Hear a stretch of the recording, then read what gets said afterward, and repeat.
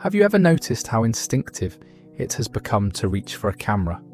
A meal arrives, a view opens up, a group gathers for a moment that feels worth keeping. Before the moment finishes, it's already being framed, captured, saved for later.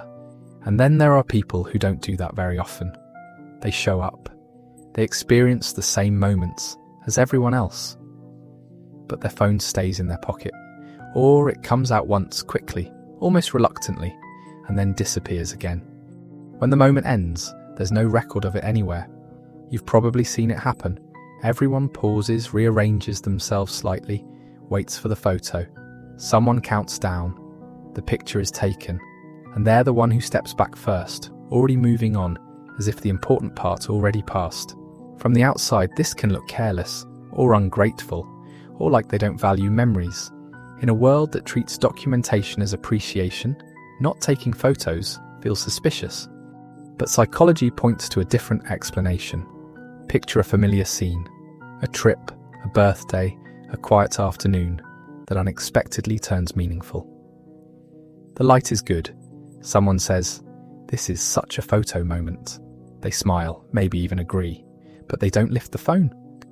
They're already watching something else, a sound, a gesture, the way the moment feels before it gets interrupted.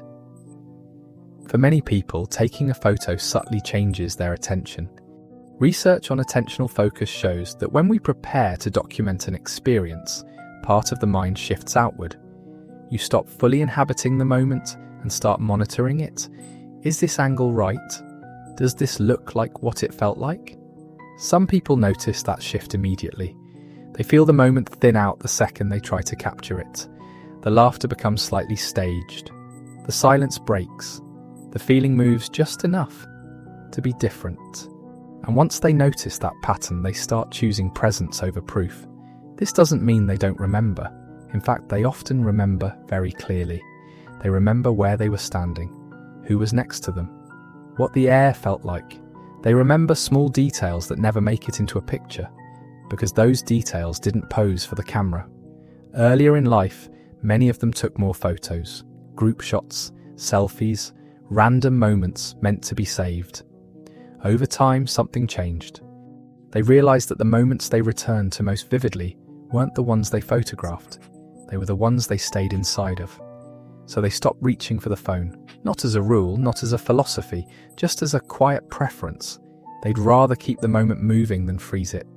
You can see this in the way they participate. They don't interrupt a conversation to document it. They don't ask people to repeat a reaction. They don't step out of an experience to prove they were there. They trust their memory enough to let it do its job. Psychologically, this reflects a comfort with internal recall rather than external storage. Some people rely on photos to remember how they felt. Others rely on how deeply they were paying attention. Neither is wrong, but they lead to very different relationships with the present moment. There's also something else at play. Photos invite revisiting. Revisiting invites comparison. The memory gets filtered through how it looks now, how it aged, how it stacks up against other moments. For some people, that process dilutes the original experience instead of preserving it. So they let moments exist once. They don't reject photos entirely. They appear in group pictures. They smile when someone else captures it, but they rarely initiate. They don't feel the need to own a copy. Being there was enough. This can be misunderstood as detachment. But detachment usually comes with distance. What's different here is closeness. They're often the ones most absorbed in what's happening. They laugh easily. They notice when the energy shifts. They remember things others forget, precisely because they weren't busy turning life into a gallery. In a culture that equates memory with evidence, choosing not to document can look like neglect.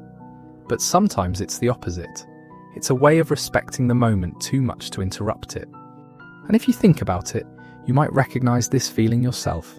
That hesitation before taking out your phone. That split second where you think, if I stop to capture this, I won't be fully here anymore.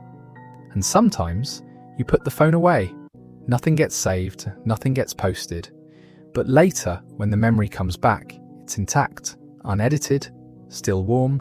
So when you notice someone who rarely takes photos, don't assume they're careless with memories. They might just be holding them in a different place. And a quiet question lingers underneath it all. When was the last time you chose to stay inside a moment, knowing there would be no picture to remind you later, and trusted that you'd remember it anyway?